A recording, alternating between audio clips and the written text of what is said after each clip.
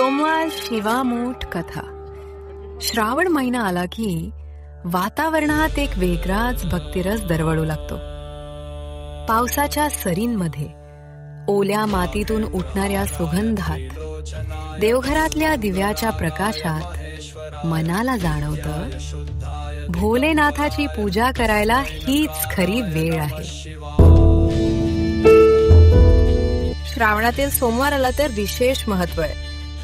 या दिवशी केलेली पूजा, वाहिलेली बेलपानं आणि केलेले उपवास भक्तांच्या आयुष्यात नक्कीच फलदायी ठरतात. अशीच एक सुंदर गोष्ट पूर्वी आटपाट नगरात घडली होती. तिथं एक राजा होता. त्याला 4 सुना होत्या. त्यातील 3 आवडत्या तर एक मात्र नावडती. आवडत्या सुनांना तो प्रेमानं, सन्मानानं वागवायचा. त्यांना सुंदर वस्त्र, दागिने, उत्तम जेवण द्यायचा.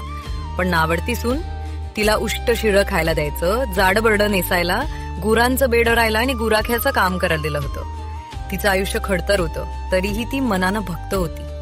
असं करताना श्रावण महिना आला आणि पहिला सोमवार उजाडला.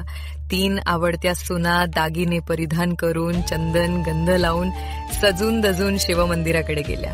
रस्त्यात त्यांना नागकन्या आणि देवकन्या भेटल्या. त्यांनी विचारलं, बाईनो कुठं चाललात? त्या म्हणाला, महादेवाच्या देवळात जातो, शिवामूठ वाहतोय. शिवामूठ व्हायला काय होतं? ब्रतराची भक्ती वाढते, इच्छित कार्य सिद्धीच जातं, मुलं बाळ होतात, नावडती माणसं आवडती होतात आणि वडीलधाऱ्यांकडून सुखप्राप्ती मिळते. हे ऐकून ना वरती सुनी पुढे आली आणि म्हणाली, मी पण लाजाची सून आहे, मी तुमच्यासोबत येते. सगळ्या सुना एकत्र देवळात पोचल्या. नागकन्या देवकन्या वसा वसू लागल्या. नावडती सून विचारते, कसा हा वसा? सांगितले, 1 मूठ तांदूळ, शिवरायाची सुपारी, गंध फूल आणि 2 बेलाची पानं घ्यायची. मनोभावे पूजा करायची. हातात तांदूळ घेऊन म्हणायचं, शिवा शिवा महादेवा, माझी शिवामूठ ईश्वरा देवा.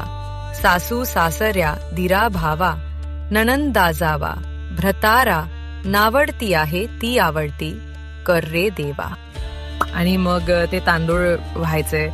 दिवसभर उपास करायचा. उष्टशिळ खायचं नाही, दिवसा निजायचं नाही. जर फार उपास निभेना तर फक्त दूध द्यायचं. संध्याकाळी आंघोळ करून देवाला बेल व्हायचा आणि मुकाट्यानं जेवायचं. नागकन्यांनी सांगितलं, हा वसा 5 वर्ष करावा. पहिल्या सोमवारी तांदूळ, दुसऱ्या सोमवारी तीळ, तिसऱ्या सोमवारी मूग, चौथ्या सोमवारी जव आणि 5वा सोमवार आला तर सातू व्हायचं. हे ऐकून नावडती सून श्रद्धेनं शिवामूठ वसाला लागली. तिनं भक्ती भावानं उपवास केला, बेल अर्पण केली आणि हळूहळू तिच्या आयुष्यात चमत्कार होऊ लागले. राजा आणि घरच्यांच्या नजरेत तिचं महत्व वाढलं. जी नावडती होती तीच साऱ्यांना प्रिय झाली. हे शिवशंकराचं अनंत कृपाशक्तीचं लक्षण होतं.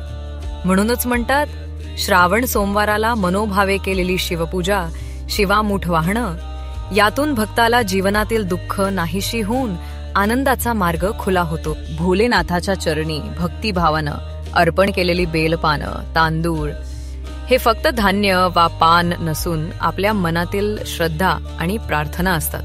हर हर महादेव. भक्तीचा हा प्रवास इथेच संपला, पण आठवणीत राहील सदैव. पुन्हा भेटूया पुढच्या कथेत. तोवर रहा भोलेनाथाच्या कृपेच्या छायेखाली. अशाच भक्तिरस पूर्ण कथांसाठी सबस्क्राईब करा, लाईक करा आणि शेअर करायला विसरू नका. भक्तिरस गाथाला. धन्यवाद.